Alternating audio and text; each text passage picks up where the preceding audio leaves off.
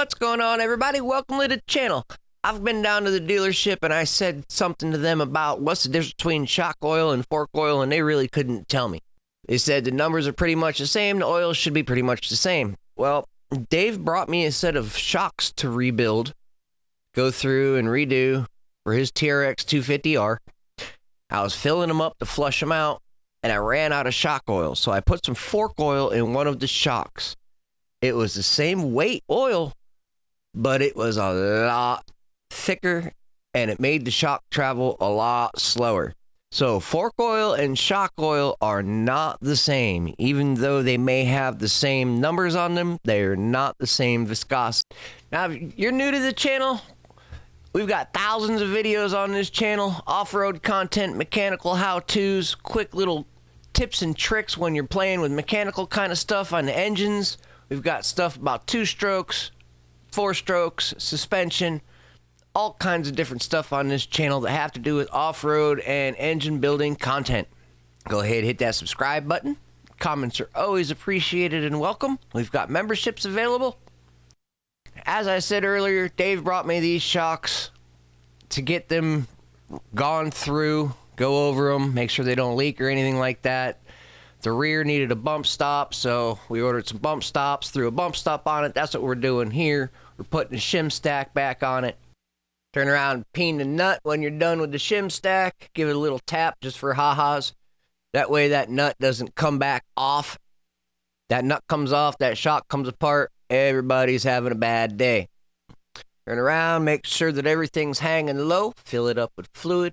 Really like watching these things bubble. I don't know if it's the ADHD in me or what, but you get it filled up, move the hose around, move stuff around, and hey, it's lower again.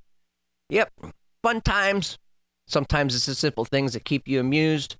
Fill the thing back up, get it going, turn around, and grab the shaft, slide it in with it full. That way, you get all the air out of the system. Trying to get every bit of air. You don't want air in the system. Creates cavitation and makes the shock not work like it's supposed to. Turn around, get the shaft in there, push it in kind of slow. That way you don't blow all the fluid out of it. Move it up and down. That way you get all the bubbles out of the system. This is one of those slow, tedious things. You just kind of work it back and forth, nice and slow. Try not to make a big mess. Very easy to make a big mess. It's one of the fun things about mechanics. Can you do it without being a slob? Turn around, push the seal head back in there. You're going to end up pushing fluid out. That's how you know you got all the air out of it. Get it pressed in there, put the little clip in there, tap the little cover on, and be done with the shock internals. Now, I'm not sure if anybody's tried using any kind of other oils in their transmissions, but it's another thing that's been addressed. I made an oil video a while back. Not all oils are the same. My big thing is motocross. When you're doing motocross racing, the transmissions are going through a beating. You hear these guys in the air, they got them pinned. You know that wheel's spinning really fast. When they hit the ground, everything in that motor goes ka-clack. If you're running transmission fluid, like automotive transmission fluid in a motocross bike, you're going to absolutely grenade that transmission because the fluid does not have enough cushion, does not have enough protection, and I've seen transmissions blow to shreds because people are using automotive transmission fluid in the transmission of a motocross bike. We mainly deal with a lot of 2 strokes. Yes, we deal with 4 strokes, but 4 strokes are their own monster because you need 4-stroke oil for that. 10W40, 10W50, 1540, whatever the bike requires. 2 strokes, on the other hand, it's a little bit more versatile because you've got a wet clutch and a raw gear-to-gear transmission. I've seen people use differential fluid, like for a rear diff of a truck. Actually works really well, protects the gears and the bearings and everything.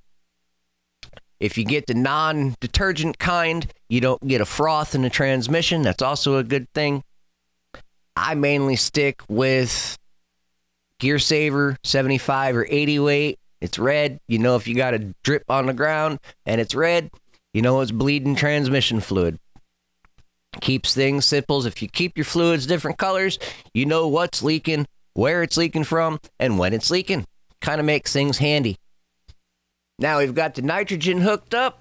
One of those no-loss special shock systems. Really kind of handy. You do not fill these shock reservoirs with air. Air has a bad tendency of expanding when it gets heated up. These shocks create a lot of heat. That is why you use nitrogen. Nitrogen does not expand under temperature conditions. If it does, it's so minute, it's not like you'll notice it. If you fill a shock full of air, man, that diaphragm's going to get all kinds of pressure up in it. Now we're turning around. These shocks also needed bushings, so we've got a stick of Delrin, throw it in the lathe, cut the Delrin down, make bushings. Yes, we make custom bushings here also. Delrin is a wonderful material, works great. This is the fresh engine that we got together. The video is on the channel. This is the one that's going in the 89 TRX 250R. There it is with the motor and the exhaust kind of hanging on it. Looks really clean with these shocks. Let me know what you guys think down in the comments below. I'll see you later.